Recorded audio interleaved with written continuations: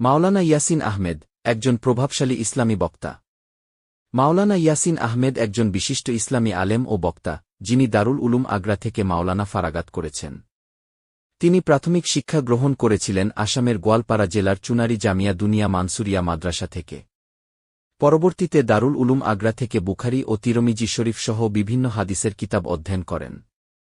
তার বিদ্যাশিক্ষা ও ইসলামী জ্ঞানের গভীরতা তাকে একজন শ্রদ্ধেয় ব্যক্তিত্বে পরিণত করেছে। তার বক্তৃতার বিশেষত্ব। মাওলানা ইয়াসিন আহমেদের বক্তৃতার অন্যতম বৈশিষ্ট্য হল তার স্পষ্ট ও হৃদয়স্পর্শী কণ্ঠস্বর।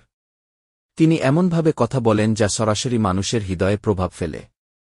তার বক্তৃতায় ইসলামের মৌলিক শিক্ষা ও সহিহ পথে চলার নির্দেশনা অত্যন্ত প্রাঞ্জলভাবে উপস্থাপিত হয়।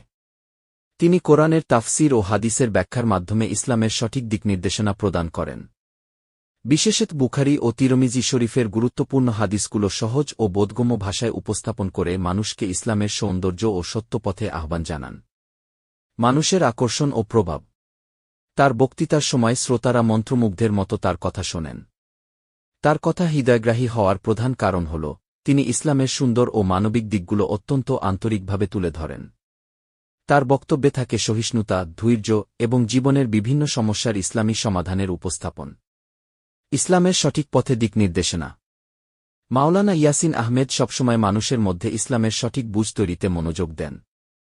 তিনি কুরআন ও হাদিসের আলোকে জীবনের প্রতিটি ক্ষেত্রে ইসলামের সুন্দর শিক্ষা কিভাবে অনুসরণ করা যায় তা সহজভাবে বুঝিয়ে দেন। তার বক্তব্য মানুষকে শুধু ইসলাম সম্পর্কে জানায় না, বরং তা বাস্তব জীবনে প্রয়োগের পথও দেখায়।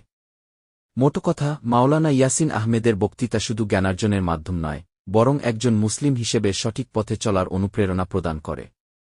তার কণ্ঠস্বর, বুদ্ধিদীপ্ত বক্তব্য ও বিশুদ্ধ ইসলামী জ্ঞান মানুষের হৃদয় জয় করে।